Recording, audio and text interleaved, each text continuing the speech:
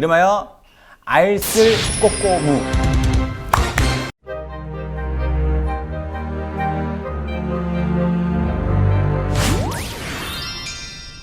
(12월 12일의) 밤은 반란군의 승리로 끝났어. 자, 그럼 그들에게 맞섰던 사람들은 어떻게 됐을까? 정승화 장군, 장태환 장군 정병주 장군. 모두 서빙고 조사실로 연행이 돼. 고문이 엄청난 정말 악명 높은. 이 세 분들은 일체 그 서빙고 조사실에 있었던 것들에 대해서 말을 하지 않아. 다시는 떠올리고 싶지 않은 치욕스러운 기억인 거지. 다만 훗날 정승화 총장이 고백을 했어.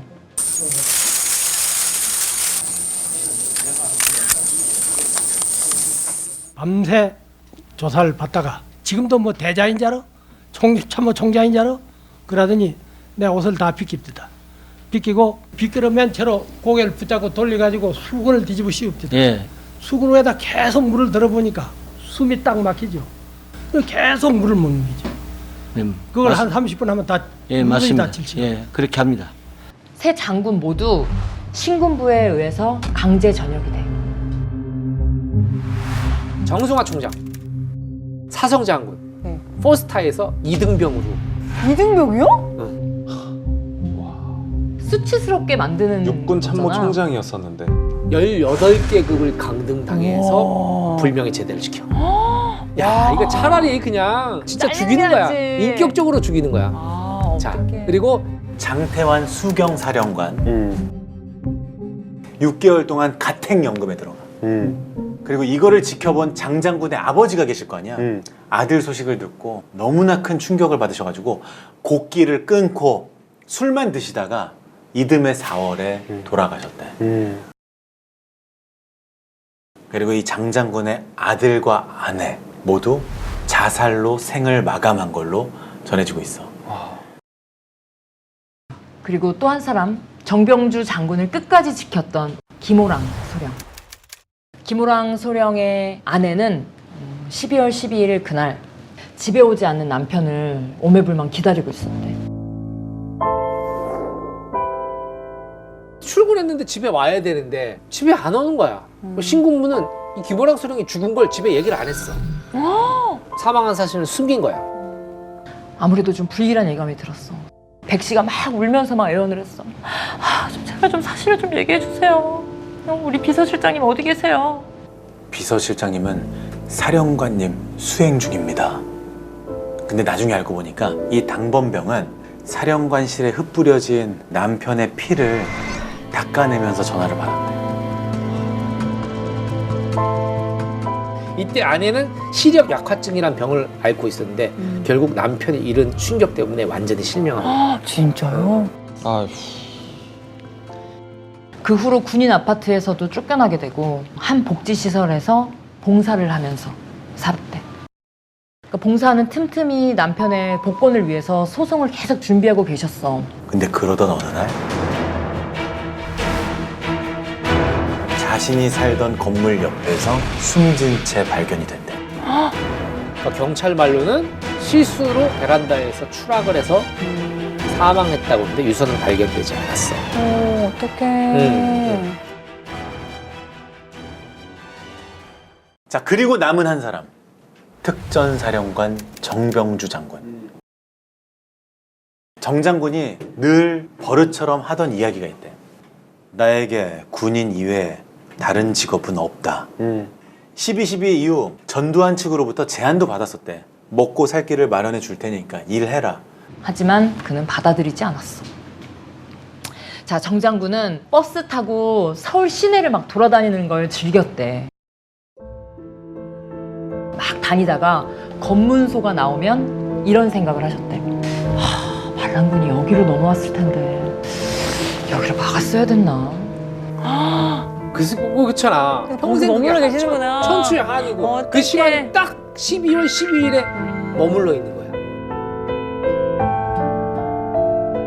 정병주 장군은 정권이 바뀔 날만 기다린 거야. 전두환과 이 신군부 하나의 세력들이 권좌에서 떨어지는 날만 기다렸던 거지.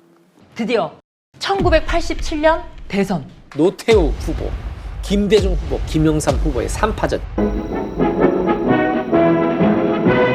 민정당 노태우 후보, 민주당 김영삼 후보, 평민당 김대중 후보 등은 각종 공약을 내걸고 지지를 호소했습니다. 희망이 막 보이기 시작했어. 전두환의 시대가 이제 끝나는 거야. 아, 이제 내가 진실을 밝힐 때가 왔다. 드디어. 근데 노태우 후보는 12.12 사태에 대해서 이렇게 얘기를 했어. 이러한 구국 이념에서 12.12 그날 그러한 행위가 있었던 것이 확실하다. 그러니까 자기네가 잘못한 게 아니고 너무 혼란스러워서 우리 군이 나섰다. 반란이 아니다. 이렇게 얘기를 한 거야. 이 말을 들은 정 장군 어땠겠어? 진짜 미치지. 내가 증인인데, 내가 겪었는데. 하늘이 무너지는 선거는 정말 초박빙이었어. 자, 이때 김대중, 김영삼 두 후보가 단일화가 될 뻔했는데 실패했어. 결국에 노태우 후보가 당선이 됐지.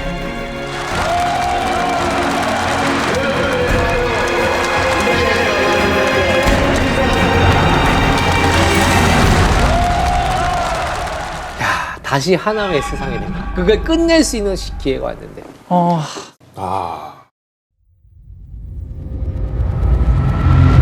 자, 그리고 선거 이듬해인 1988년 가을, 평소처럼 집을 나선 정 장군은 아주 뜻밖의 모습으로 돌아오게 돼. 그러니까 집을 나선 후에 실종이 됐고 139일 만에 경기도의 한 유원지 야산에서 목을 맨 채 발견이 된 거야. 아무 연고도 없는 곳이었고 유서도 발견되지 않았어. 논란이 많았지 당시에도. 이 정병주 사령관을 아는 지인들은 자살이 아니다. 믿지를 않는데. 그럴 리가 없다 이분은. 이분은 반드시 끝까지 살아서 이들의 만행을 세상에 알리겠다. 알리려고. 왜냐면 거의 유일한 증인이니까 본인이 이제. 이게 진짜 자살한 걸까? 하지만 수사 끝에 경찰은 자살로 결론을 내.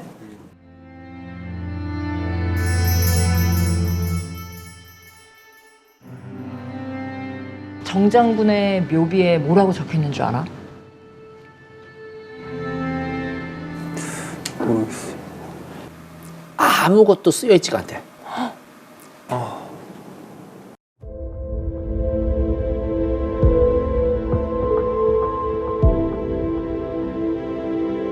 상관에게 총질을 한 군인들이 버젓이 살아있는 세상에서 무슨 할 말이 있겠는가. 이런 의미에서 백비로 남겨놨다고 하더라고. 오늘도 그의 묘비는 말없이 그 자리를 지킬 뿐이야. 자, 오늘의 이야기는 여기까지.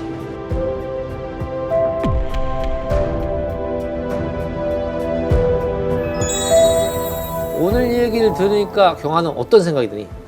저는 이 12.12 그 얘기는 책에서도 보고 이렇게 정권을 잡았던 그분들의 얘기는 많이 들었지만 그 이후에 거기에 맞섰던 분들에 대해서는 처음 듣는 얘기였어요. 슬프지. 예, 그 가족들까지 삶까지 얘기 듣기가 너무 비참하고.